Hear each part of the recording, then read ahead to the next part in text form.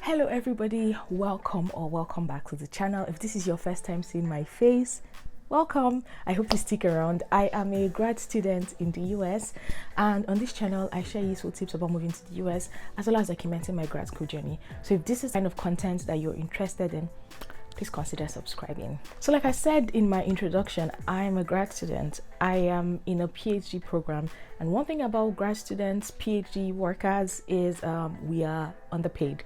We are overworked, we're underpaid, and we always try to find creative ways to save money, and these are some of the things I'm going to be sharing with you today. I hope you find them useful. The very first thing is budgeting or making a budget. Yes, it sounds very obvious, but honestly, it does help and it goes a long way. Because think about it, if you have no idea how much your life costs, you don't even know where you can start to cut down on expenses or areas of your finances that you can improve on. So the very first thing that I do is I make a budget and I try to stick with it, right? So this budget helps me understand exactly how much my life costs. What I mean is how much am I paying for rent, for food, for every other thing that I need to survive on a month-to-month basis, right? This really helps me get my life together, get my finances together.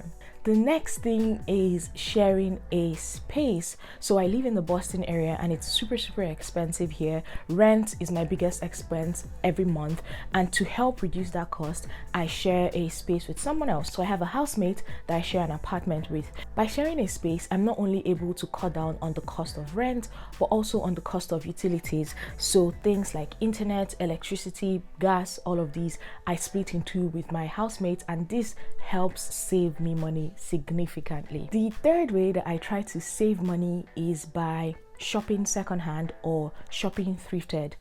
Did you know that most of the manufacturers of tech gadgets have a refurbished website? So Apple, Dell, HP, they have a refurbished website. You can really save cost by buying, if you want to buy a gadget, consider buying a refurbished one, especially from authorized dealer, right? So if you buy refurbished from the actual website, honestly, you're going to get something that's in pretty good condition, and sometimes for a fraction of the cost of an original unopened one. You can also buy open box products from Best Buy and stuff like that. These are things that maybe came with a scratch and someone returned it, or they opened it, used it for a couple of days, didn't like it and returned it. Usually, obviously, because it's open and stuff, they will sell it for a discounted price and you get a pretty much brand new product for less than original price. Another website that I like to shop on for refurbished tech products or gadgets, I guess,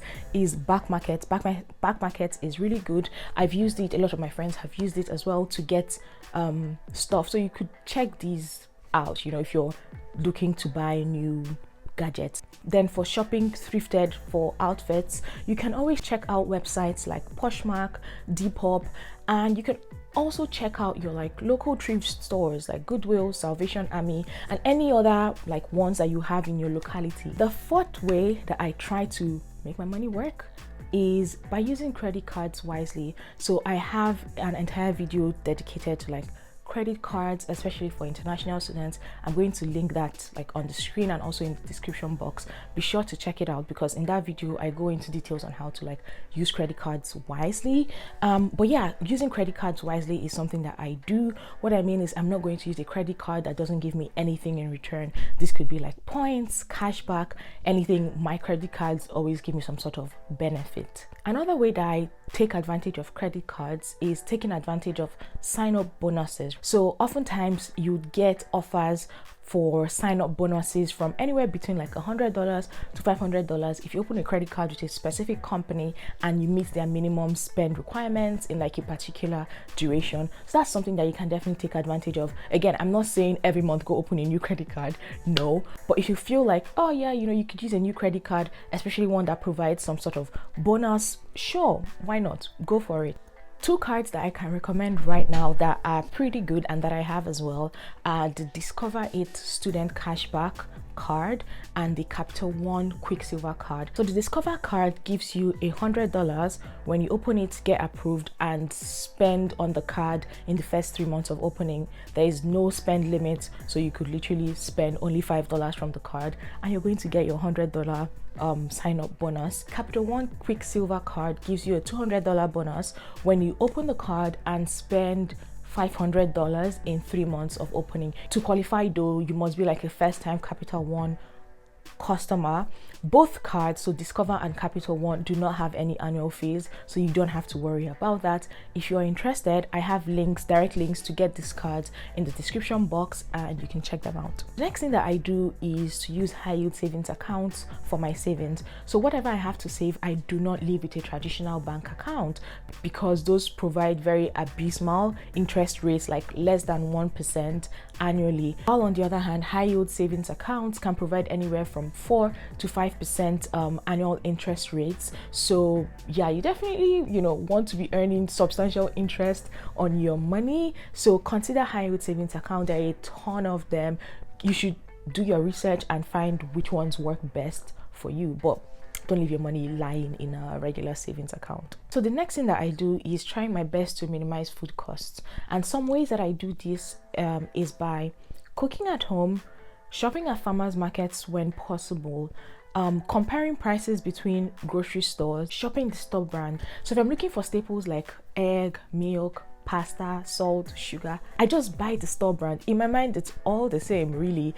Obviously, for some other things, you can buy name brands, but for staples, consider buying the store brands. Another way that I minimize food costs is by looking for stuff in like the lower aisles. So you might not know this, but companies pay top dollar to have their products placed at eye level in the aisles. Just try it. Next time you go grocery shopping, when you're in the aisle, bend down and you'd see like that the products that are on lower shelves usually are cheaper than the things that are at eye level, because most times people are not going to be bending down to try to like find products. But now that you know this hack, you can try it out and save yourself some money. If you're enjoying this video so far, please give it a like and subscribe to see more content like this. The next thing is learning to do things myself, right? So my hair, my nails, small tasks around the house, like putting together furniture, all of these are going to save you money. Especially, let's go back to beauty, especially beauty. Like, as you can tell, I'm a black woman and doing my hair is quite expensive. Honestly, I feel like even for non-black people, hair care or like salon services are quite expensive in the US. So if you learn how to do some of these things by yourself, going to be saving some money. The next thing would be learning to buy things in bulk and splitting with your friends. So what this means is literally what it says: buy things in bulk and split with your friend. So things like maybe toilet paper, paper towels, things like that usually will come cheaper when you buy like the massive, 60-piece one or something.